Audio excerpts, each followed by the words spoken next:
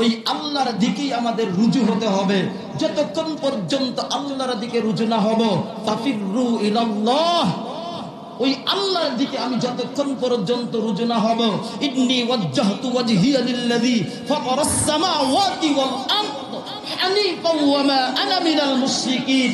আল্লাহর খলিল ইব্রাহিম আলাইহিস সালাতু ওয়াস সালাম পৃথিবীর সব কিছু দেখেছেন, নমরুদের সব কিছু দেখেছেন, পৃথিবীর শান শৌকত সব কিছু দেখেছেন। দেখার পরে দেখলেন না, কোথাও শান্তি নাই, ফ্যামিলিতে শান্তি পেলাম না, দেশে শান্তি পেলাম না, নমরুদের মাধ্যমেও শান্তি পেলাম না, কোথাও শান্তি পেলাম না। আমি ইব্রাহিম এবার চললাম আল্লাহর দিকে, রুজু হলাম। আমার আল্লাহই আমার জন্য যথেষ্ট, আমার আল্লাহই আমাকে রাস্তা দেখায়। ইব্রাহিম আলাইহিস সালাতু ওয়াস সালাম যখন পৃথিবীর সব কিছু থেকে মুখ ফিরিয়ে নিয়ে, পৃথিবীর অর্থ, কড়ি, বাড়ি, গাড়ি, সম্পদ সবকিছু থেকে মুখটাকে ফিরিয়ে নিয়ে এরকম ভাবে আল্লাহর দিকে রুজু হয়েছেন, মুতাওয়াজ্জিহা হয়েছেন, আল্লাহর দিকে রুজু হয়েছেন। আল্লাহ বললেন, ইব্রাহিম তুমি সব কিছু থেকে মুখ ফিরিয়ে নিয়েছো আমি আল্লাহকে পাওয়ার জন্য, আমি আল্লাহকে পাওয়ার জন্য। পৃথিবীর সব কিছু থেকে তুমি মুখ ফিরিয়ে নিয়েছো, অর্থ কড়ি থেকে মুখ ফিরিয়ে নিয়েছো, বাড়ি গাড়ি থেকে মুখ ফিরিয়ে নিয়েছো, এরকম ভাবে দালান কোঠা থেকে, অট্টালিকা থেকে মুখ ফিরিয়ে নিয়েছো, দুনিয়ার রাজা বাদশা থেকে মুখ ফিরিয়ে নিয়েছো। আমি আল্লাহর দিকে রুজু হয়েছো, আমি আল্লাহর দিকে মুতাওয়াজ্জি হয়েছো।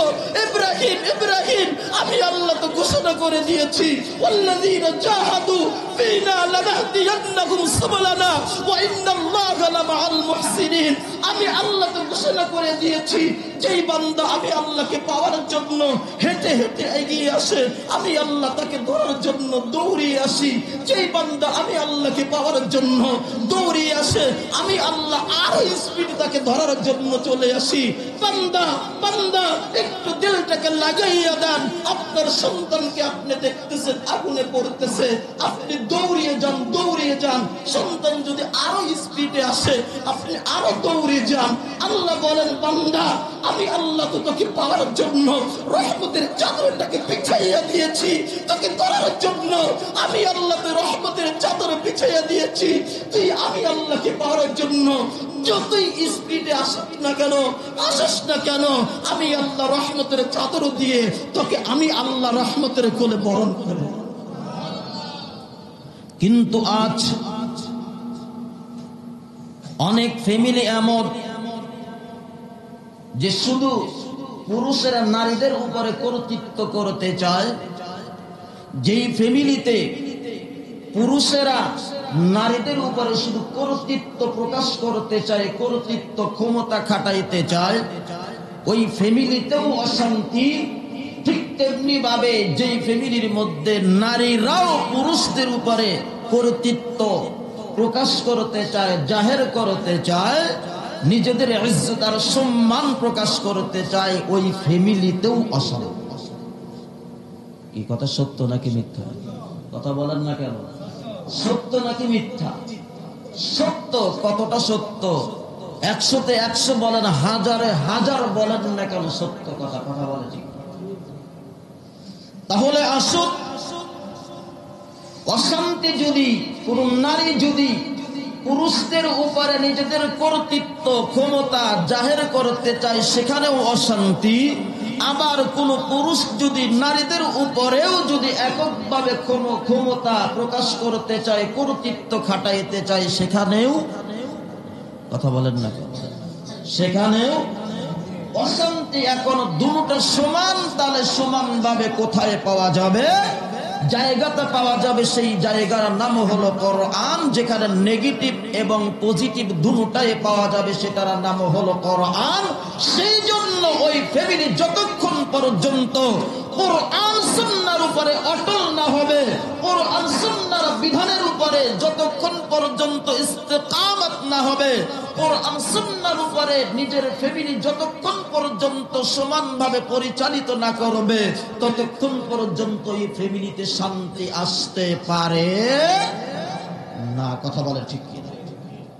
তাহলে আসুন, এখন যদি এই শান্তি যদি প্রতিষ্ঠিত করতে চাই, কোরআন শিখতে হবে কি হবে? কথা বলে। কোরআন শিখতে হবে কি হবে না? কোরআন জানতে হবে কি হবে না? এখন এই কোরআন আমাদের মধ্যে কয়জন জানে?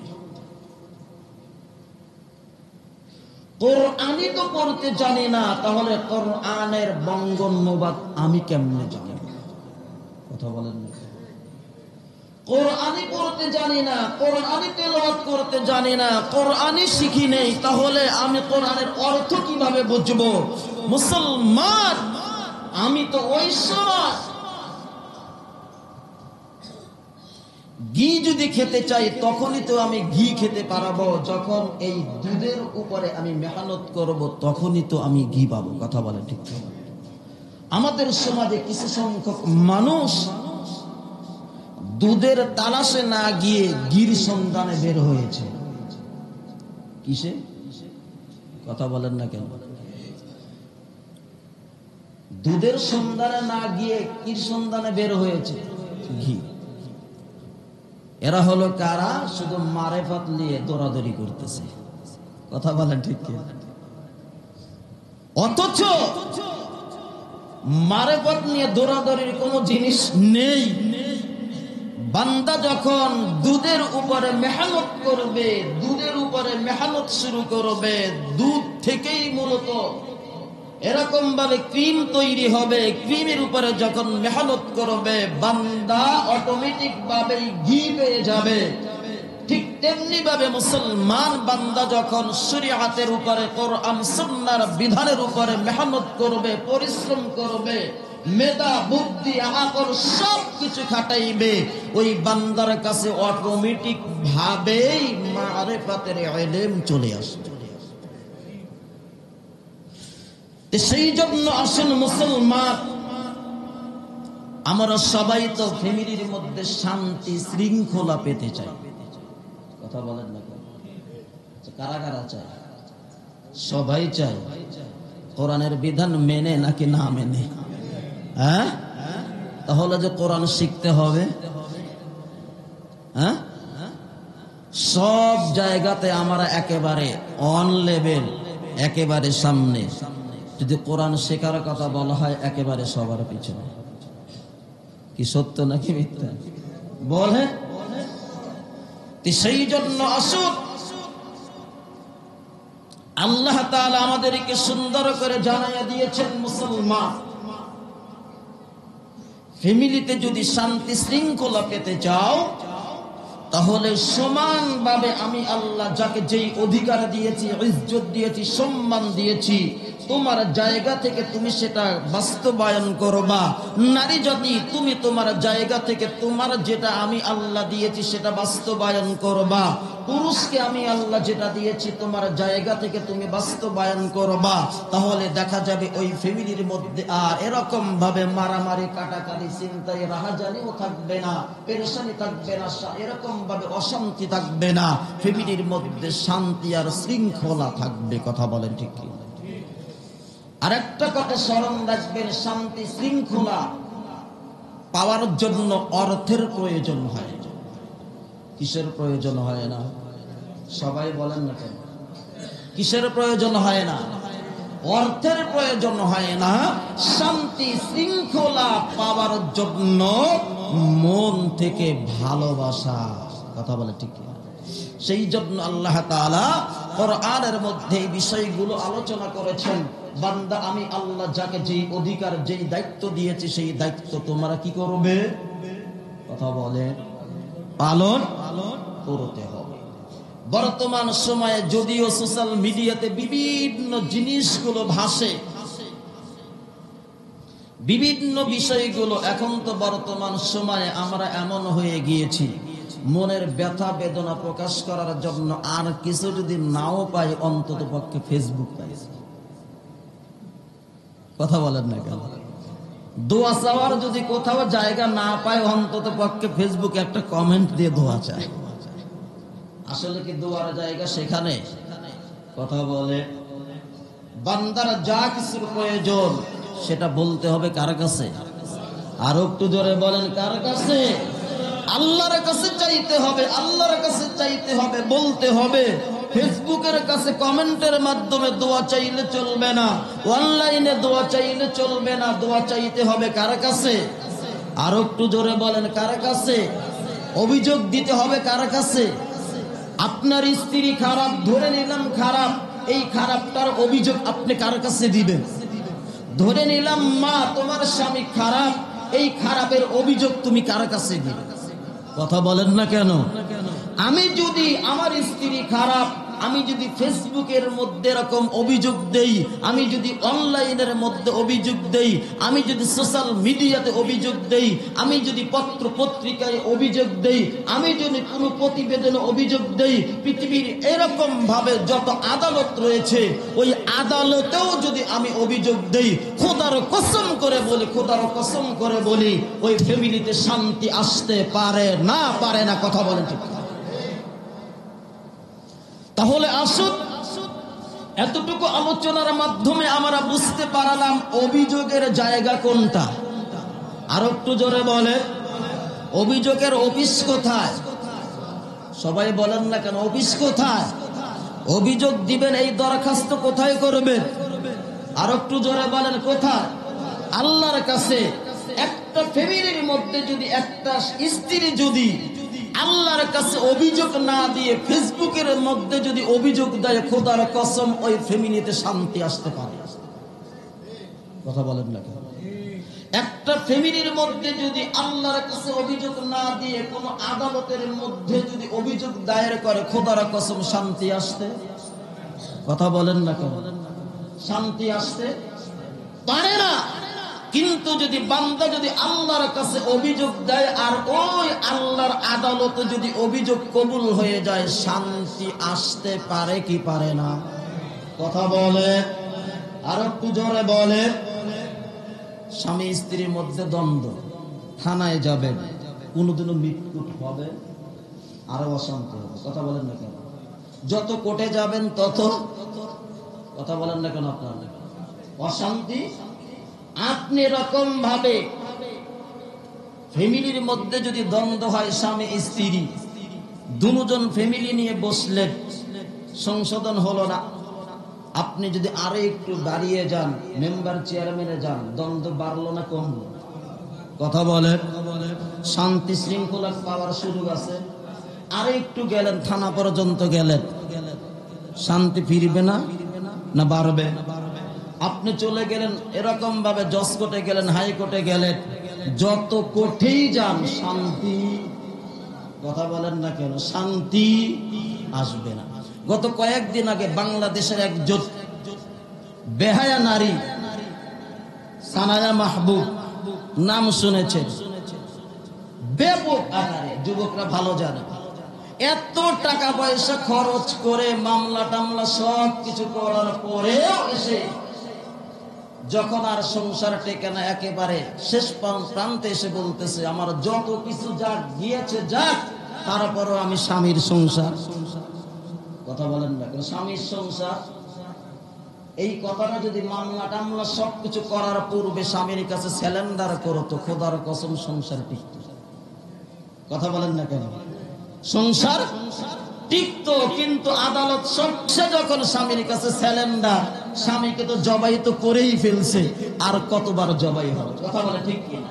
সেই জন্য মুসলমান, আমি আপনাদেরকে এটাই বুঝাইতে চাচ্ছি, আমি সংসার ফ্যামিলি পরিচালনা করি, আমার স্ত্রী যদি খারাপ হয়, আমারও কথা মানে না, আমার অবাধ্য, আমার বিরোধিতা করে, আমার মান সম্মান ইজ্জত সবকিছু নষ্ট করতেছে, করুক, কিন্তু আমি এই অভিযোগগুলো যদি আমি রাত্রির অন্ধকারে উঠে তাহাজ্জুদের নামাজে দাঁড়াইয়া আল্লাহর কাছে অভিযোগ দিতাম, খোদার কসম একদিন, দুই দিন, তিন দিন আমার স্ত্রী অবশ্যই ভালো হবে, আমার স্বামী অবশ্যই ভালো হতো, যদি এই অভিযোগের দরখাস্তটা যদি আল্লাহর আদালতে দিতে পারত। কথা বলে ঠিক কি? কিন্তু আমরা সেখানে অভিযোগ, কথা বলে সেখানে অভিযোগ দেই না। আমরা এরকম ভাবে ফেসবুকের মধ্যে দেই, এরকম ভাবে পত্রিকার মধ্যে দেই, এখানে সেখানে। সেই জন্য মুসলমান, আপনার শরীরের যদি একটা একটা কাঁটাও যদি ফোটে, নবীর হাদিস, তুমি এই কাঁটা ফোটার বিষয়টাও তুমি আল্লাহর সাথে শেয়ার। কার সাথে? কথা বলে। নবীর হাদিস, নবী বলেছেন তোমার পায়ের জুতার যদি স্যান্ডেলের একটা ফিতাও যদি ছিঁড়ে যায়, সেটার অভিযোগ তুমি আল্লাহর কাছে। কার কাছে? সবাই বলেন না কেন? বন্ধুর কাছে বলেও সমাধান হবে না, ভাইয়ের কাছে বলেও সমাধান হবে না, বাপের কাছে বলেও সমাধান হবে না, অভিযোগ দিতে হবে কার কাছে? সবাই বলেন না কেন? কার কাছে? আল্লাহর কাছে দিতে হবে। সেই জন্য মুসলমান, আমাদের সমাজে যতই অশান্তি, এই অশান্তির মূল কারণ হলো আল্লাহর কাছে অভিযোগ দেয়। কথা বলেন ঠিক কি? আপনারা জানেন, যুবকেরা ভালো জানে, বর্তমান সময়ের মধ্যে সোশ্যাল মিডিয়াতে একটা জিনিস খুব ঘুরপাক খাইতেছে, সেটা হলো একজন ইসলামিক আলোচক আবু তাহা আদনানের স্ত্রীর বিষয়। কথা বলে ঠিক কি? আবু তাহা আদনানের স্ত্রীর বিষয় এত কিছু হচ্ছে, যতই মিডিয়ার সামনে আসুক না কেন, যতই লাইভ করুক না কেন, কখনো সমাধান হবে না। সমাধান একটা জায়গায়, যখন সে অভিযোগগুলো আল্লাহর কাছে দিত আর নিজের সব বিষয়গুলো স্বামীর সাথে শেয়ার করত। কথা বলেন না কেন? কিন্তু সে বিষয়গুলো সমাধানের রাস্তার ভিতরে না গিয়ে এরকম ভাবে ফেসবুকের মধ্যে কমেন্ট স্ট্যাটাস দিচ্ছে, এরকম ভাবে পত্র পত্রিকা, এরকম ভাবে বিভিন্ন লাইভ। খোদার কসম, কিয়ামত চলে আসবে, এরপরেও শান্তি শৃঙ্খলা ফিরে পাবে না। সেই জন্য মুসলমান, আপনাদের খেদমতে এটাই দরখাস্ত, আপনার সন্তান খারাপ, অভিযোগ দিবেন আল্লাহর কাছে। আপনার স্ত্রী খারাপ, অভিযোগ আল্লাহর কাছে। আমার স্ত্রী খারাপ, অভিযোগ আল্লাহর কাছে। আমার ভাই খারাপ, অভিযোগ আল্লাহর কাছে। আমার মা খারাপ, অভিযোগ আল্লাহর কাছে। আমার দেশের নেতা নেত্রী খারাপ, অভিযোগ আল্লাহর কাছে। কথা বলে ঠিক? অভিযোগ কার কাছে? সবাই বলেন কার কাছে? আল্লাহর কাছে চাইলে আমার আল্লাহ দেওয়ার ক্ষমতা আছে না নাই? কথা বলে আছে না নাই? না, মনে হয় মিডিয়ার উপরে আল্লাহর ক্ষমতা নাই। আছে? হ্যাঁ, মনে হয় জাতিসংঘের উপরে আল্লাহর ক্ষমতা নাই। আছে? আমেরিকার উপরে মনে হয় আল্লাহর ক্ষমতা নাই। আছে? হ্যাঁ, আল্লাহ কোরআনের মধ্যে এইভাবে বলতেছে, ইন্নাল্লাহা আলা কুল্লি শাইইন কাদির।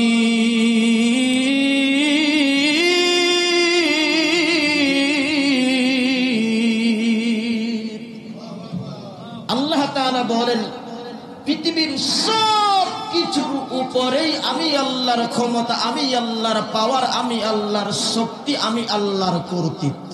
আল্লাহ। সেই জন্য মুসলমান, পৃথিবীর সব মিডিয়া, পৃথিবীর সব ক্ষমতা, পৃথিবীর সব রাজা বাদশাহ, সব কিছু, পৃথিবীর সব প্রযুক্তি, সব কিছু ব্যয় করে যেখানে গিয়ে তাদের ক্ষমতা, পাওয়ার, কর্তৃত্ব সব কিছু শেষ হয়ে যাবে, আল্লাহ তাআলা বলেন ওই জায়গা থেকেই আমি আল্লাহর পাওয়ার, ক্ষমতা শুরু হবে। পৃথিবীর সব মিডিয়ার ক্ষমতা যেখানে গিয়ে শেষ, পৃথিবীর যত রাজা বাদশাহ তাদের ক্ষমতা গিয়ে শেষ, পৃথিবীর যত প্রশাসন তাদের ক্ষমতা, পাওয়ার গিয়ে শেষ, পৃথিবীর যত অস্ত্র শস্ত্র এদের ক্ষমতা শেষ, যেখানে গিয়ে শেষ সেখান থেকে আমি আল্লাহর পাওয়ার, ক্ষমতা, রহমত শুরু। তাহলে চিন্তা করে দেখুন তো। সেই জন্য মুসলমান, অভিযোগের জায়গা কোনটা?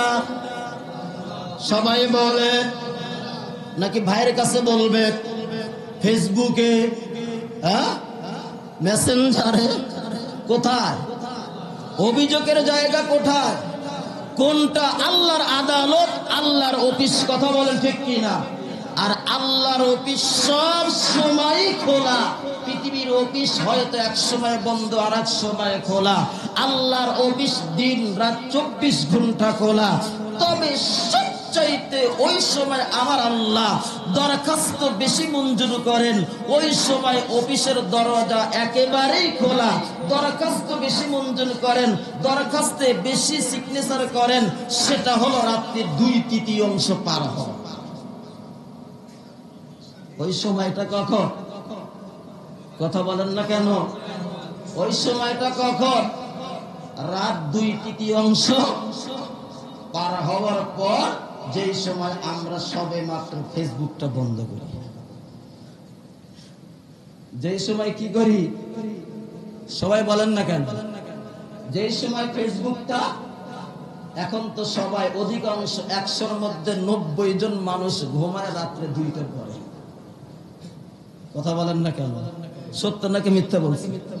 এই 2টা, 2:30, 3টার পরে ফেসবুক বন্ধ করে। অথচ ওই সময় আল্লাহ দরখাস্ত মঞ্জুর করার মূল আমরা ওই সময় অধিকাংশ যুবকের মধ্যে তো কথাই নাই, যুবকদের মধ্যে কথাই নাই। ফজরের আজান দেওয়ার পরে ফেসবুক বন্ধ করে। সেই জন্য মুসলমান, শান্তি কোথায় পাবো?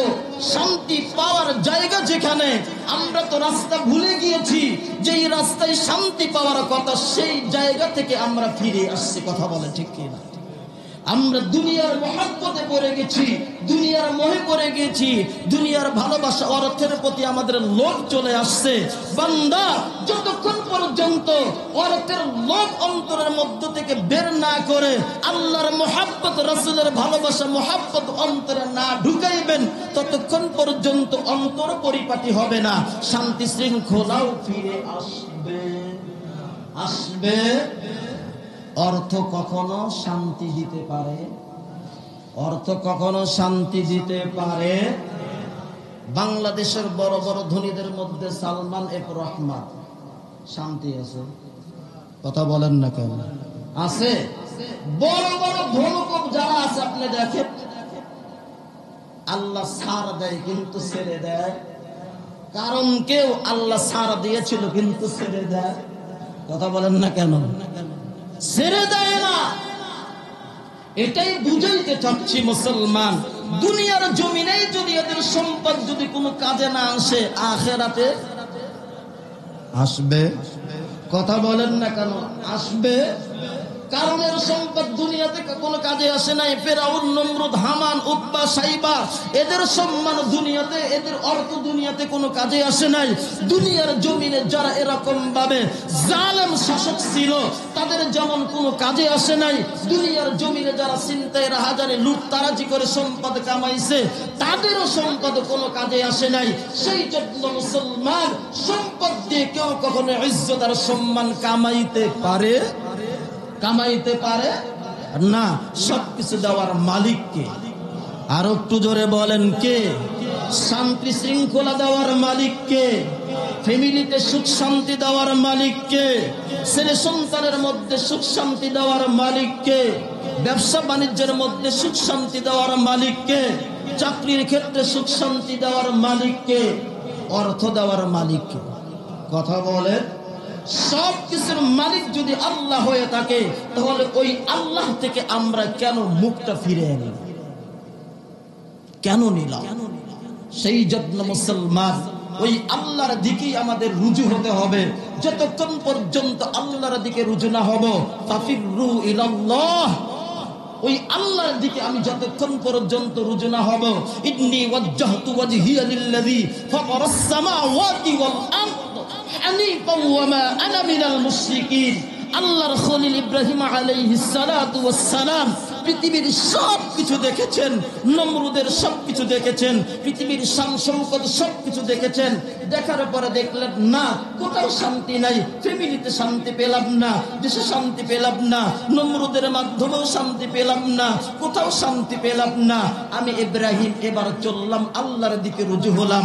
আমার আল্লাহই আমার জন্য যথেষ্ট, আমার আল্লাহই আমাকে রাস্তা দেখায়।